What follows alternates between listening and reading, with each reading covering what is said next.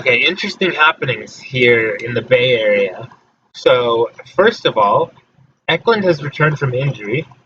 He's still playing very well. This Meyer, Eklund, and LeBanc line has been absolutely fantastic. Especially Timo Meyer has been our MVP so far. 46 points in 42 games and 8.24 AVR. He's been incredibly clutch as well. Just the last game we won on a goal by Eklund, I think, set up by Meyer with 26 seconds to go to win 3-2 against Columbus. Um, also, um, we may have solved our center problem for now without really doing anything because, where is he? John Graham has been pretty okay as well on the line with Mikheyev and Weisblatt.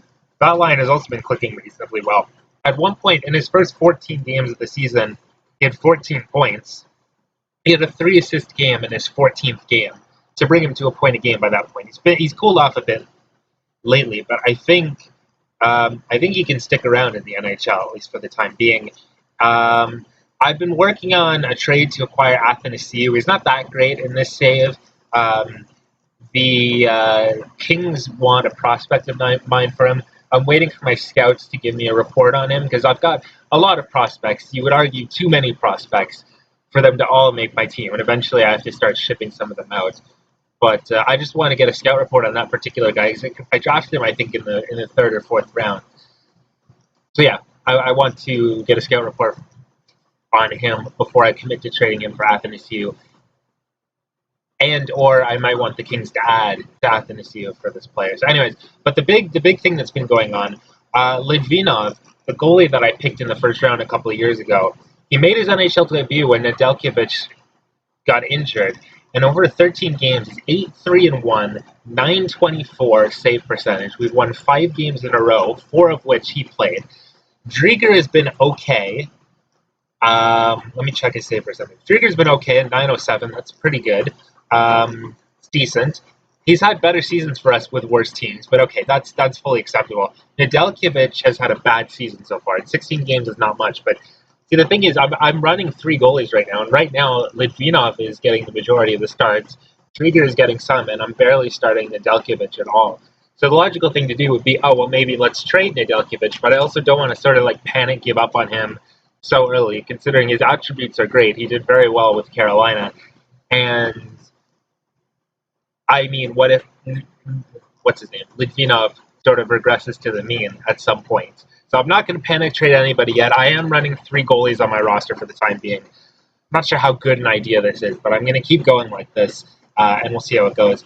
In the standings right now, we were lower than this. We've won 5 games in a row to bring us from 14-19-5 now to 18-19-5, on the cusp of 500, about halfway through the season, which isn't great, but it is a big improvement over previous seasons, of course, and I think it's a good step on the trajectory going upwards. And we are only 6 points out of the playoffs. That's not too bad, to be honest. Okay, so I did end up working out a trade with LA. I sent them the prospect they wanted, who was 19. He looked okay, but didn't look that great. And I think it was a 3rd-round pick, which I have far too many of, along with an AHL defenseman that I didn't need, for Athanasiou and Elias Anderson, both of which both of them can play center. Athanasiou can play left wing as well. So I sent Hamaliuk down, who was not doing so great. So my lines are now this. So I've got Meyer, Eklund, LeBanc is still intact. Mikheyev, Graham, Weisblatt is still intact. I left Mellon on the 3rd line because he's doing well. I put Anderson at 3rd line center with Justin Bailey, and then my 4th line is Athanasiou, Kadri, and Chekovic. So I think this improves my team somewhat. And I'm not sure about the value of the trade objectively. I mean, we'll have to see what that 3rd-round pick ends up being and what the prospect I traded ends up being. But essentially, I mean, I traded from an area where I have way too many prospects and picks for I desperately needed centers because I kept having to call up people from the AHL who clearly weren't ready to play in the NHL. So now I at least have people who are NHL players to fill the gap. And, well, FMCU's fast, so there's that. Anderson, we'll see how this goes. And, oh, by the way, the defense pairs, Carlson is hurt right now. That's why the defense pairs look like this. That's why Carson Lambos is up. Otherwise, they wouldn't look like this. Okay, so here's where we are. We're 29, 30, and 6, sitting just below 500, which is pretty similar to how we were doing earlier in the season. We had a long hot streak. We won something like 12 of 16 games, and Litvinov was doing great. He started to cool down a little bit. I extended most of my expiring players. I also made a trade. I had a lot of, I have an excess of picks and prospects. I had 3 firsts this year at one point. I decided to trade some of the excess picks and prospects for Josh Anderson, who seemed to be available from Montreal. So far, he's yet to register a point. I put him on, I'll show you my lines. I put him on the second line on the left side. My offense seems to have dried up a little bit since I did that. I wonder if I've messed up their chemistry. Maybe I should swap Mikheyev and Anderson back, and that'll fix their chemistry or something. Because I don't know, we just lost to Columbus, who is very close to being in last place. We barely beat the Flyers. Actually, Columbus is not much worse than we are right now. Okay, but anyways, I don't know. We are past the trade deadline right now. We have how many games left? We've got 17 games left, and we are 8 points out of a playoff spot. So it's not very likely that we get there, but we did show significant strides since last season, and I think Eklund and Graham are both legit NHL players right now. They can both, be productive in the top 6. Edvinson's had a good season. Klingberg has had a bounce back year from last season. Carlson's still very useful. Nick Hughes doing all right. So is Merkley, I think.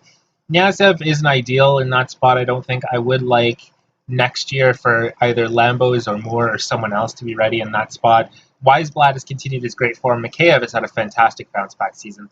Meyer has really stepped up to be really the offensive leader of this team. Mellon's been all right. Anderson with 2 S's has been okay. Anderson with 1 S.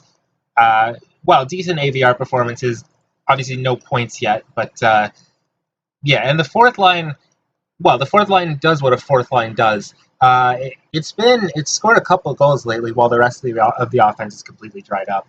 I'm running Nedeljkovic and Trigger right now because Litvinov was starting to cool down, so I wanted to sort of give him a breather, a stint in the AHL, and he doesn't seem to be doing that great in the AHL, but okay, he also hasn't played in the AHL for a long time. It's really just one game that we're judging off of right now.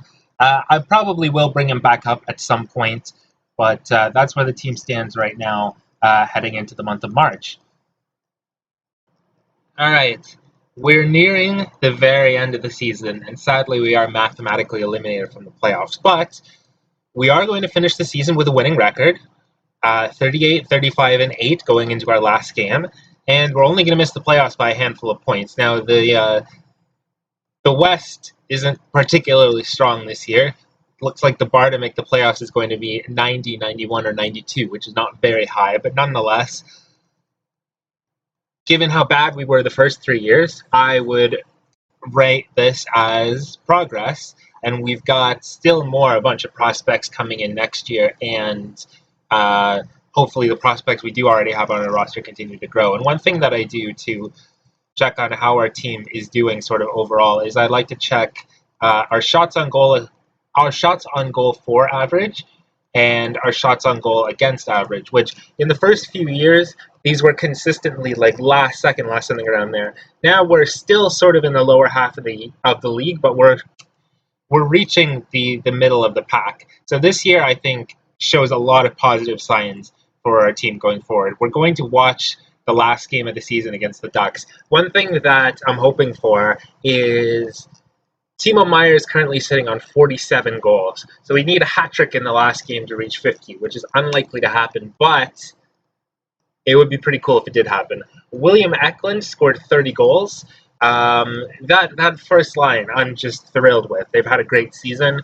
What else? In the second line, Mikheyev, Graham, and Weisblatt, I wouldn't have expected that much out of going into this year, but they performed admirably. And I think for the most part, the defense I'm pretty happy with.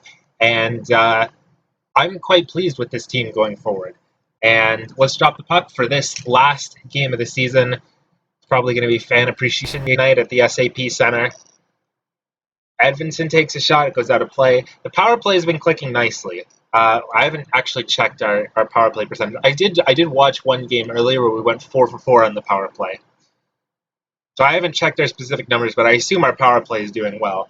Edvinsson gets another shot. It's stopped. I really like this unit of Meyer, Eklund, LeBanc, Edvinsson, and Klingberg. That's a good unit. Eklund scores. That's, I guess, his 31st of the season, I think. 1-0 Sharks. Although we do want to, let's get Meyer a goal or two with 3. Here comes LeBanc. LeBanc scores. Set up Meyer and Eklund. Another power play goal. 2-0. Let's get Timo some goals. All right, we're going into the second period with a 2-0 lead. Our Russian goalie Litvinov did cool down somewhat, so I am happy I didn't sort of trade Nedeljkovic in the excitement of, oh my gosh, this 20-year-old Russian guy is actually pretty good. And Nedeljkovic has kind of turned the corner. Silverberg just scored there for the Ducks. All right, here comes Anaheim again. The result of this game doesn't actually matter. I just want to see some more points padded onto the stats of that top line. Tie game. And we're going to the third period, tied at 2. Another power play. Ducks kill it off. Another power play. Ducks kill it off again. All right, Klingberg back of his own net. Sends a pass. Beats out the icing. Josh Anderson scores. Set up by Mellon with a great effortful play to retrieve the puck after Klingberg made a kind of weird pass. 3-2 lead. We've got no Meyer goals yet, but we did get a goal from both other people on that line, and I think Meyer got assists on both of them. So that's pretty good.